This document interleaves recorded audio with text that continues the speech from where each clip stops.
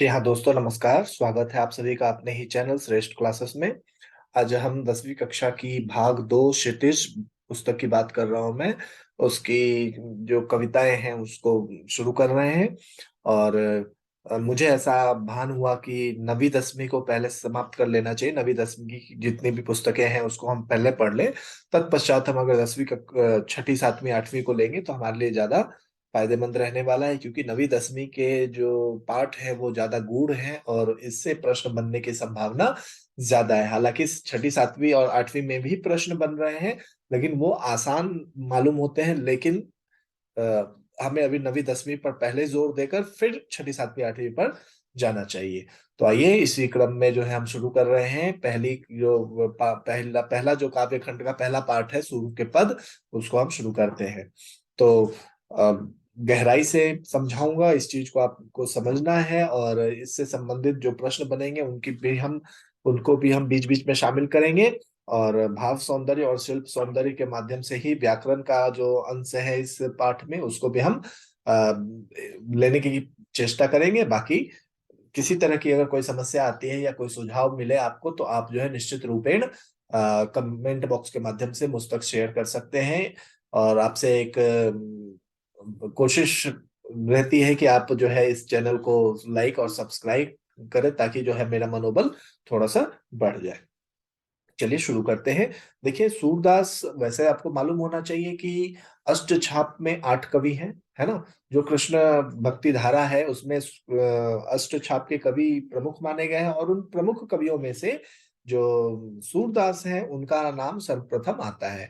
वैसे सूरदास जो है वात्सल्य रस और श्रृंगार रस के जो है ज्यादा उसका ज्यादा प्रयोग किया है, और वात्सल्य रस के प्रणेता माने जाते हैं। श्री कृष्ण के जो श्री कृष्ण की जो लीलाएं हैं उनका चरित्र चित्रण जो है, उनकी बाल प्रक्रियाओं का, बाल गतिविधियों का जो है वर्णन बहुत विस्तार से इन्होंने किया है, बहुत बारीकी से किया है। इसलिए कुछ विद्वान इनके जन्मांध होने पर जो है शक भी जाहिर करते हैं, लेकिन जो सच्चाई है वो यही है कि इनके ऊपर कृष्ण की विशेष कृपा रही थी, वल्लभाचार्य की विशेष कृपा रही थी।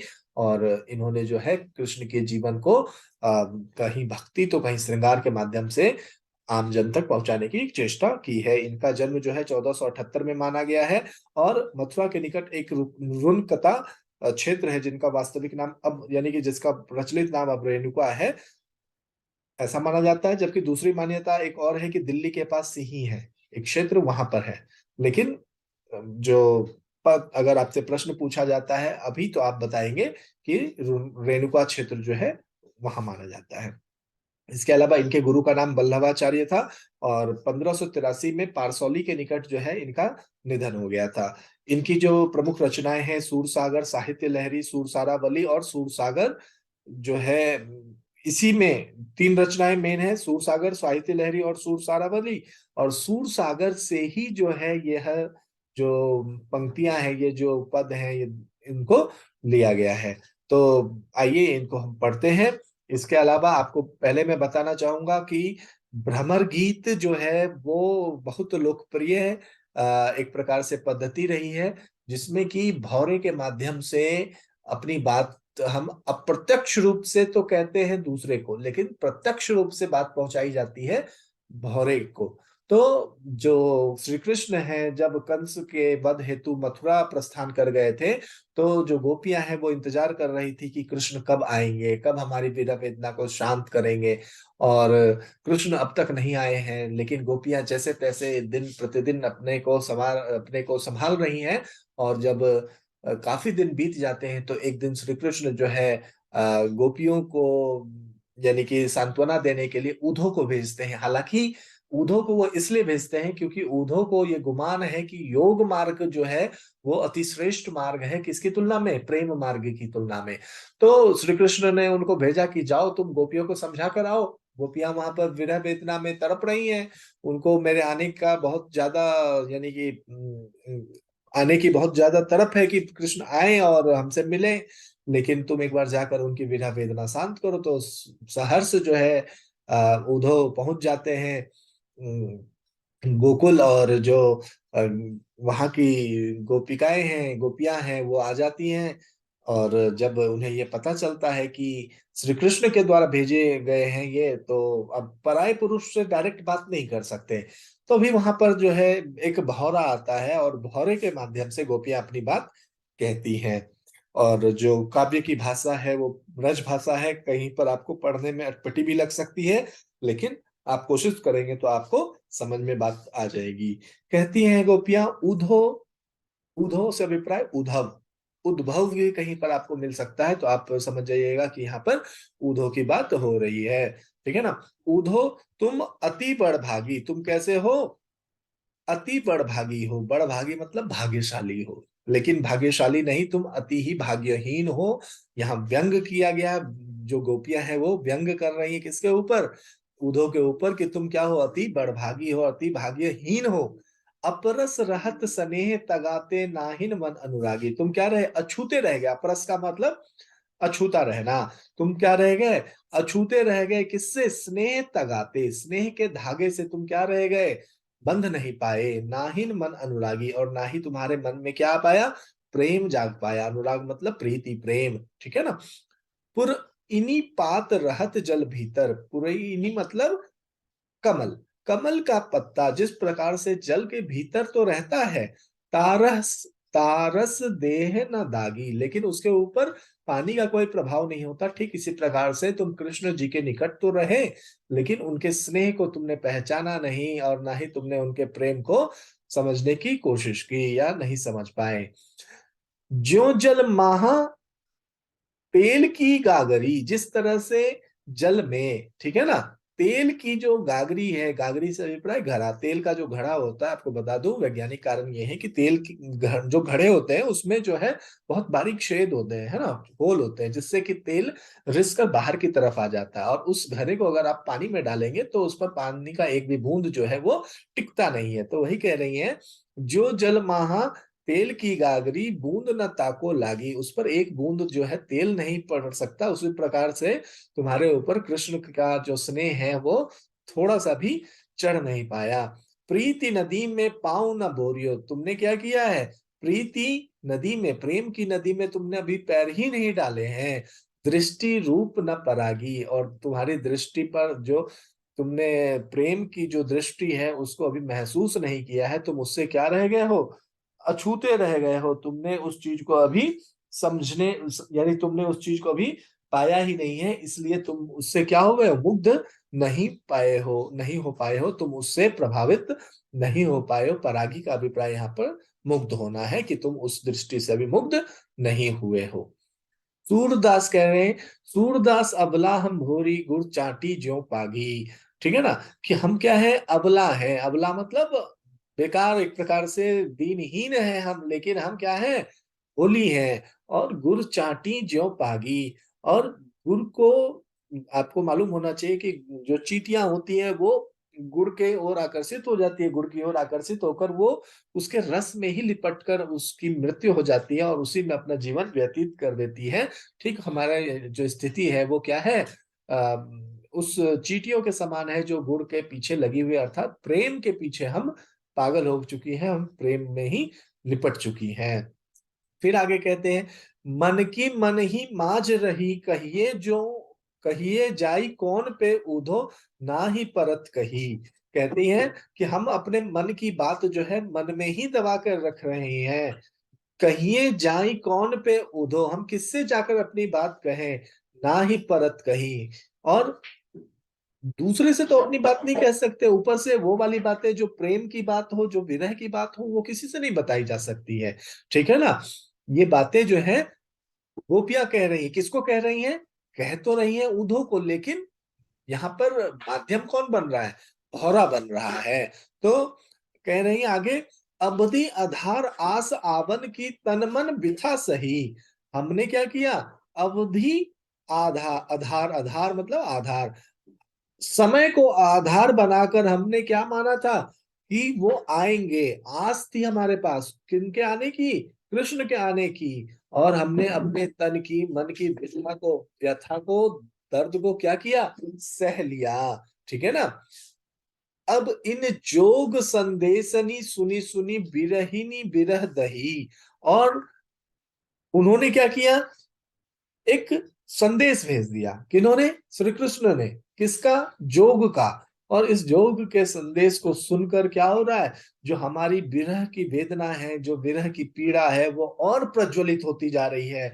वो विरहग्नि जो है वो और ज्यादा भड़क रही है। चाहती हुती गुहारी चेहती ते उतते धार बही। हम जिनसे गुहार लगाने की बात कर रहे थे या गुहार लगाने की कोशिश कर रहे हैं या गुहार लगा रहे हैं, ठीक है ना, उन्होंने ही क्या कर दी, जोग की धारा बहा दी। सूरदास अब धीर धरे क्यों? अब कह रहे हैं कि सूरदास के पद के माध्यम से कि अब हम धीर क्यों धरे, मर्यादा ना लांगे। अब हम क्यों ना मर्यादा को लांग दे, ठीक है ना, क्यों ना मर्यादा लांगे। जब श्री कृष्ण ने अपनी मर्यादा लांग दी तो हम अब क्यों ना करें। हमारे हरि हारिल की लकड़ी, ठीक है ना। अब भौरे से कह रही है कि हमारे जो हरि है, हमारे जो कृष्ण है, वो क्या है, हारिल की लकड़ी। हारिल पक्षी है और अपने पास वो सदैव एक लकड़ी रखती है ना। तो हम क्या है, ठीक उसी तरह से हारिल की लकड़ी, हम हारिल हैं और हमने जो है एक लकड़ी पकड़ रखी है, किसकी? कृष्ण रूपी लकड़ी।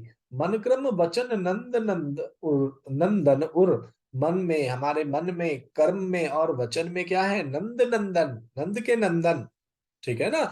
यहाँ पर समास है, कौन सा समास? तत्पुरुष समास, नंद के नंदन, ठीक है ना, नंद नंदन उर।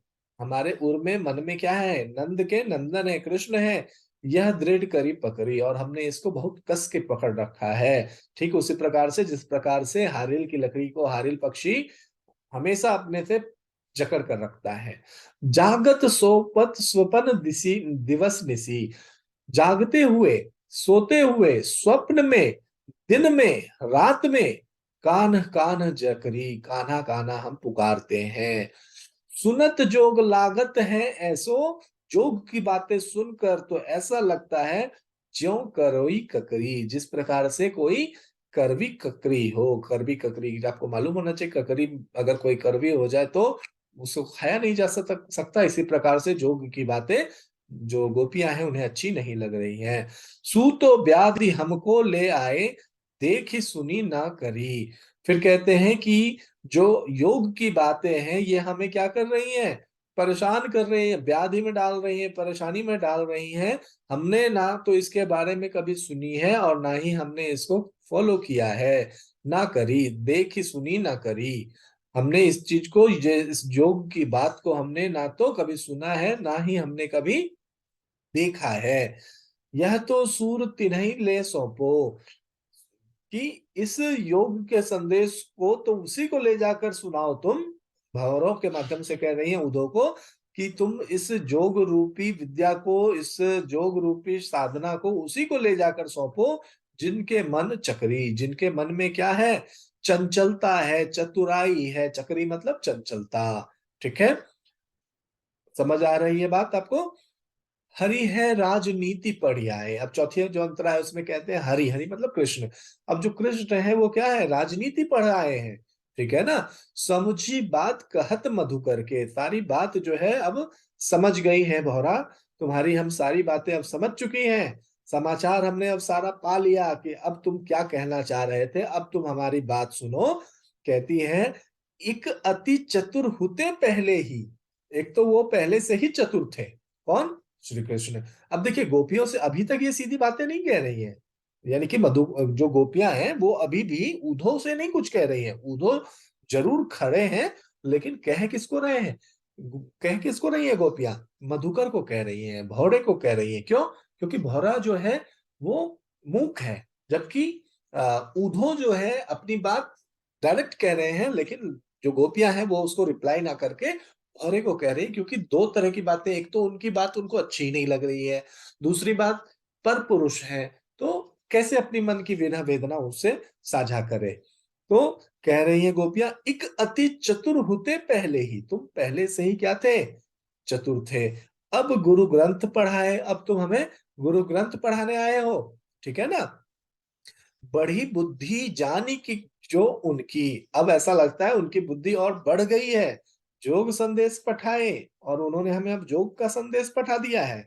उधो भले लोग आगे के, फिर आगे कहती है, उधो जो पहले के लोग थे वो भले लोग थे, परहित ढोलत ढाए, दूसरों के लिए, उपकार के लिए, दूसरों की सेवा के लिए, परहित मतलब दूसरों की सेवा के लिए, ढोलत मतलब मूव करना, एक जगह से दूसरी जगह जाते थे। अब अपने मन फेर पाइए, ठीक है ना।